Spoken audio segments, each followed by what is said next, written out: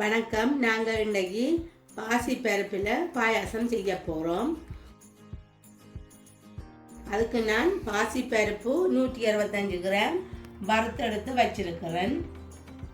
Kaju 25 gram, plums 25 gram, ஏலக்காய் 4, சீனி 180 gram, சேமியா 10 கிராம், நெய் 1 கரண்டி, பெரிய கரண்டி, தேங்காய் பால் 200 மில்லி லிட்டர், உப்பு 1 சிட்டிகை.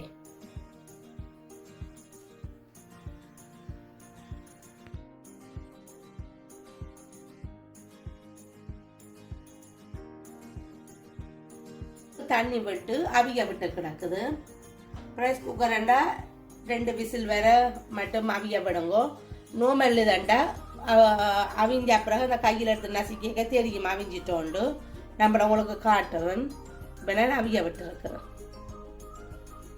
பாத்திரத்துக்கு விட்டுட்டேன். இனி காஜுவையும் ப்ளம்ஸையும் போட்டு இந்த நெய்யக்குள்ள வதக்கி எடுக்க போகிறேன்.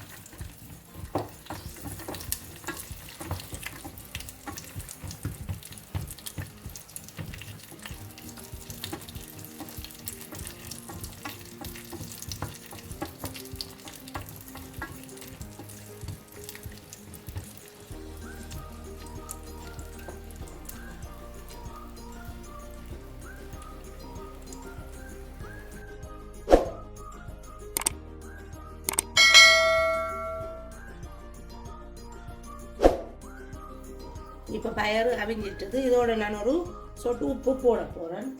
டேஸ்ட்டுக்காக வேண்டி தான் இந்த உப்பு.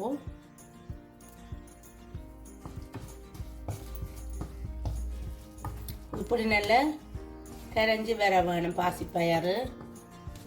அப்படி உங்களுக்கு இப்படி கரைகிறது விருப்பம் இல்லைன்னா கொஞ்சம் முக்கால் பதத்துலையும் நீங்கள் அப்படியே எடுத்துகிட்டு பால் அதுகளை விடலாம்.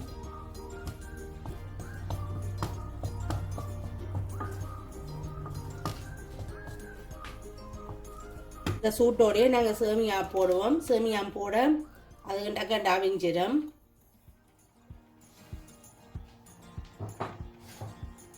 போட்டுட்டு சீனியும் போடுவோம்.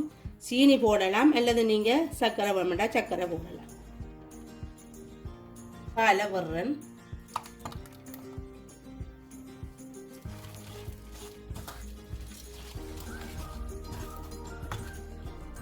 இந்த சூட்டிலே சேமியா அவிஞ்சிட்டேன். பாசிப்பருப்பு பாயாசம் வத்தி வந்துட்டது. இதோட நான் கஜுவையும் ப்ளம்ஸையும் போடுறேன், ஏலக்காயையும்.